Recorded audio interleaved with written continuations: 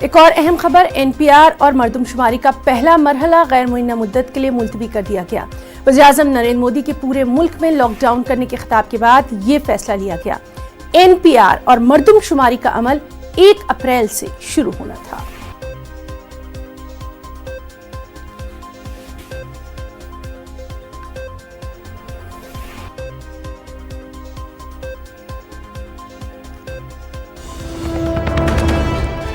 अहम खबर, corona virus पर हिकमत अमली के लिए मीटिंग तलब की गई है। वज़ीर-ए-आज़म की रिहाइशगाह पर काबीना की अहम मीटिंग, ठीक 10:30 बजे ये मीटिंग होना है।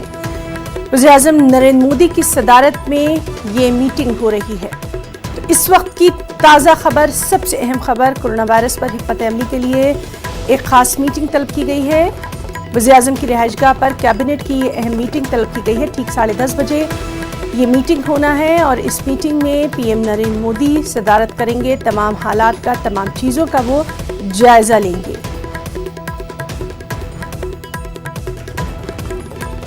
तो पीएम नरेंद्र मोदी की सदारत में अहम मीटिंग। आपको बताएं कि कोरोना वायरस को देखते हुए लगातार तमाम हालात पर खुद वज़ीर-ए-आज़म नरेंद्र मोदी नजर बनाए हुए हैं।